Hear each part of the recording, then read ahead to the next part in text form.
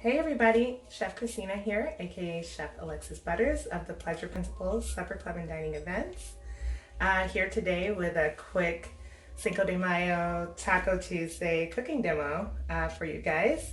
Really excited to be on the Desired List platform, and yeah, let's get cooking. This is a really easy breakfast taco recipe to kind of prepare you for the amount of drinking that tends to happen on Cinco de Mayo.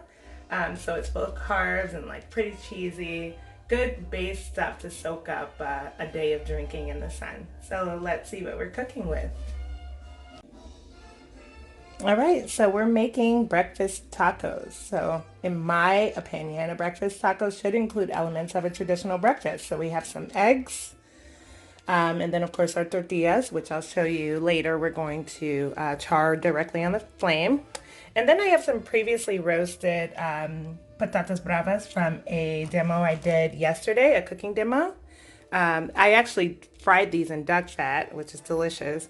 And I had so many left over, I thought, why not throw them in the taco? Again, as an added alcohol soaking element. And then I have some pork chorizo. And then I made, as this sour cream kind of cooling element, I made a yogurt-based raita. It's a savory yogurt topping that I use instead of sour cream often. Then I have an avocado, which will be optional. And then some, just a little bit of pepper jack cheese. I'm not a huge fan of a lot of cheese in my tacos. But for Cinco de Mayo, right, why not? And then we're going to saute some bell pepper and throw that in there too for our, a little bit of green. All right, so to my pan of cooking chorizo, I have it on like medium-high heat and preheated it a bit before I added the chorizo. This is a pretty loose style chorizo. It's a Mexican style chorizo. It's not Spanish in that it's not an encased sausage, or I'm sorry, like a smoked sausage. This is loose meat in the casing, so it'll kind of just like coat everything and be in every bite of our taco, which is ideal. And so to that I'm adding the green bell pepper to kind of cook down a bit. The potatoes we're going to throw in here are already cooked, so they don't need to be in during this process. But if you were starting with raw potatoes, you would want to have either part cooked them first or cook them first altogether before you throw them in this kind of scramble, because everything's going to end up in the taco all together, not like in different layers, which is what makes this dish so cool. It's pretty fun and easy to make.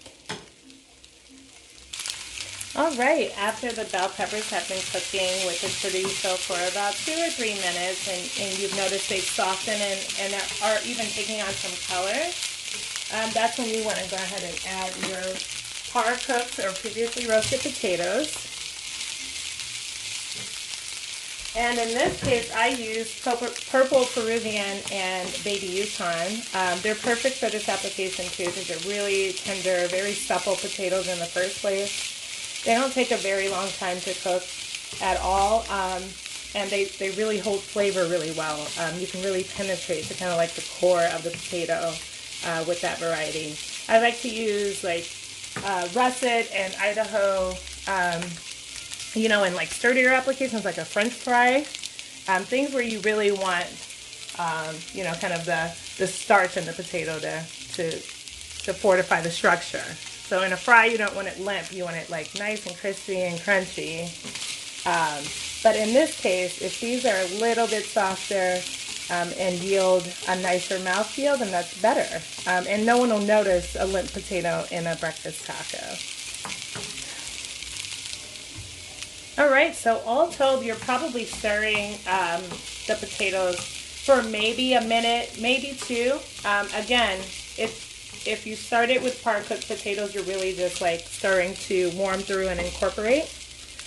So I'm going to go ahead and get these off the fire.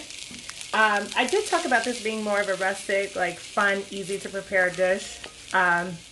Cinco de Mayo is a day of partying and fun usually when we're not kind of all quarantined to our houses.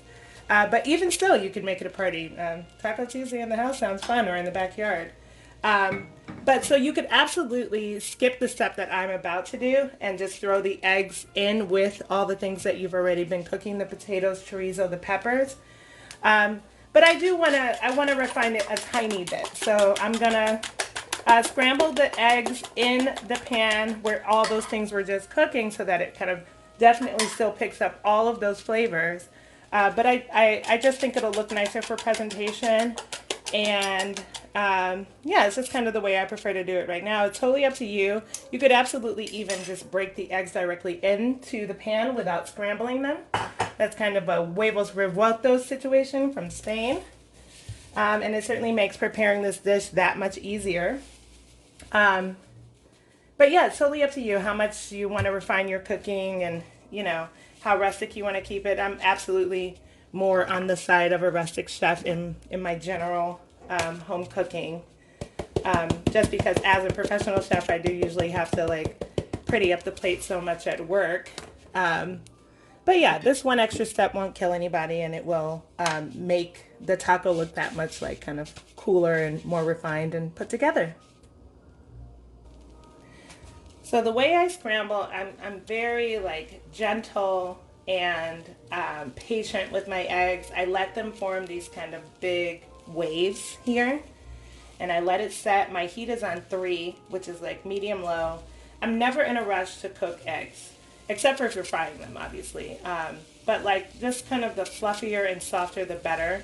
I seasoned these eggs simply with salt and pepper because again, they're picking up all of the flavor of that chorizo, that green onion, those potatoes that were previously roasted and seasoned. So we don't want to go too nuts with the seasoning. But yeah, just take your time. Like get those big curds of egg, you know, and make them fluffy, make them melty. It's gonna be absolutely delicious in this taco. This is the easiest kind of like breakfast or brunch or even lunch meal that you could prepare to prepare yourself for a day of hearty drinking. All right, so for this next step, some of you, those of you who are kind of novice in the kitchen or consider themselves as such might be a little bit timid to try this, but I encourage you, cook with confidence and cook, you know, with a plum and just know that you can accomplish whatever it is you're setting out to create for yourself or your friends or family in the kitchen. Just know that. That said, also exercise caution and only do what you're comfortable with. Um, to kind of get that like charred, smoky flavor on the outside of my tortillas, I char them directly over a range. So I've prepared myself a towel because once they've been heated on both sides on the open flame, I'm gonna take them off and wrap them in this towel to keep them moist. The wrapping of the towel will trap the heat in, and they will be like super supple and pliable and ready for taco making. So if you don't feel comfortable with charring directly over the flame, just toast them in a dry pan. But do not use oil because that will fry the tortilla and then you'll get something more like a tostada, which, while delicious, is not what we're after right now. But yeah, just do what you feel comfortable with. It is absolutely important to cook a tortilla. A raw tortilla is pretty gnarly. It just kind of tastes like flour and a foot. So just kind of don't do it. But yeah, do the method that you feel comfortable with. So I just go directly on and I turn my flame up pretty high. And if you want, you can use tongs. I have chef's hands, you know, so at this point, I kind of don't feel it and I can, you know, reach into the fire and move stuff around. But absolutely use a pair of tongs if you don't feel comfortable, or just use a dry pan. But this is a show-stopping, like, kind of part of the cooking process. If you're cooking in front of friends or family, this is like really cool. You can be like, look what I'm not afraid to do. I am, by the way, using corn tortillas. It's the only tortilla I, you know, eat or cook with when I'm doing Mexican food, or even South American food. I prefer the taste of the corn to flour. I just think it's kind of the original like way that this type of cuisine was meant to be enjoyed. But obviously, totally up to you.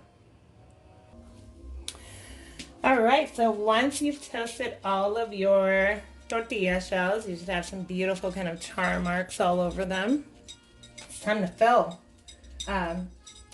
So I like to get a little bit of cheese on the bottom so that it maybe melts a bit from the residual heat of the food that we've cooked. So just a little bit of pepper jack here. Like I said, I'm not crazy about cheese on tacos. I'm more of a like cilantro and onion person, but we're making a little bit of a fusion kind of taco here in the first place, so it's okay to deviate from the norm. So I got my eggs on the bottom and my chorizo, peppers, and onion and potato mixture on top of that. These are hearty tacos, so don't be afraid to load them up.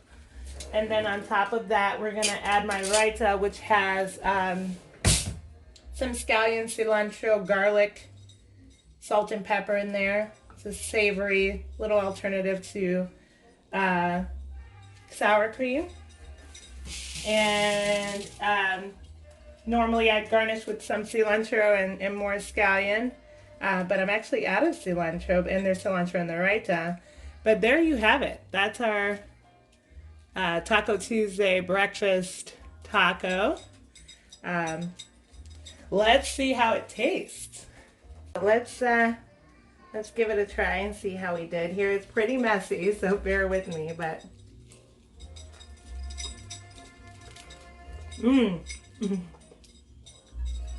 that is so good. I do hope you'll make this really easy taco cheat for this Cinco de Mayo. If you have any questions about ingredients or the recipes, feel free to hit me up directly. I'm on Instagram at pleasureprinciplediningevents.com. Pardon, that's so rude to eat while talking, but it's so good. And my website is pleasureprinciplediningevents.com. You can also just send me an email, Christina at pleasureprinciplediningevents.com. But yeah, keep in touch. Let me know if you try the recipe and what you think. And yeah, thanks for tuning in. Signing off from Oakland, California, this is Chef Christina of the Pleasure Principles Supper Club and Dining Events. Take care, everybody. Happy Cinco de Mayo.